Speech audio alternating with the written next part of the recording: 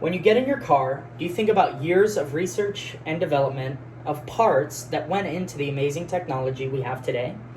Most of us in today's world don't. But when you watch any kind of motorsport, or specifically Formula One racing, you're seeing the future of the auto industry in motion. I have many close friends who follow F1 and either work in the auto industry or follow technology and the advancement of auto parts and things like that. I also watch Formula One very religiously, and I follow the advancement of technology and car parts closely as well. Formula One is very interesting and will continue to revolutionize the auto industry for years to come. First, I'm going to tell you about the basics of F1, the basics of the cars, things like that. Then I'll talk about the colorful history of F1 and how it originated. Finally, I'll talk about the future and how F1 will continue to revolutionize the auto industry. Today's cars, the Formula One cars, can reach top speeds of 375 kilometers per hour or 235 miles per hour in straights and when they're going as fast as possible.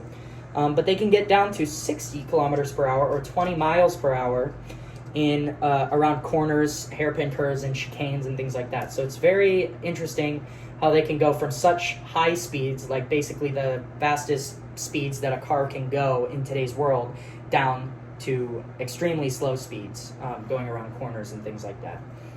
Obviously, the teams with the most money and the most R&D that goes into each car will have an advantage because of their increased technology when it comes to downforce, acceleration, aerodynamics, and drag reduction, as well as weight of the cars and other things like that.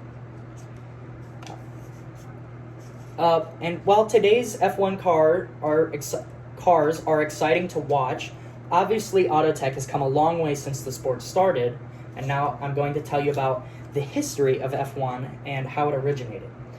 It originated during the 1920s and 30s, and it was actually officially regulated in 1946 by the FIA, which stands for the Federation of International Automobiles.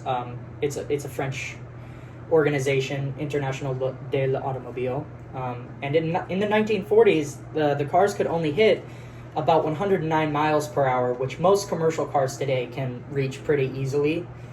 So this obviously shows that the sport continued to grow, and that the R&D has kept up with today's technology, and that they're continuing to revolutionize how we make cars and how we get cars to go faster and things like that.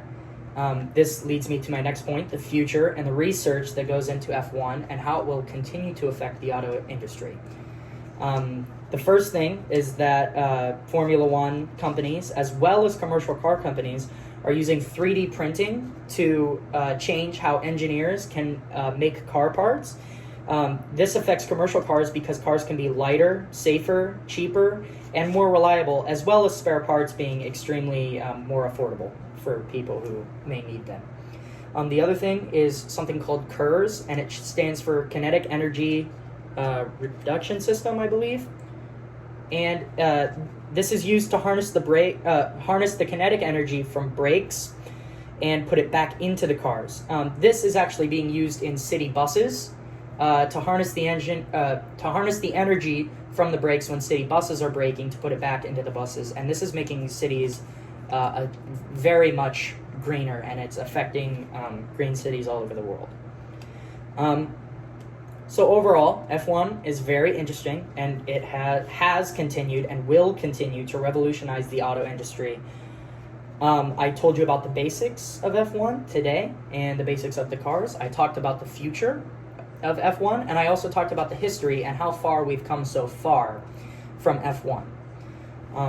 This is the future in motion, and if you don't want to miss the innovation of tomorrow, then don't miss Formula One racing.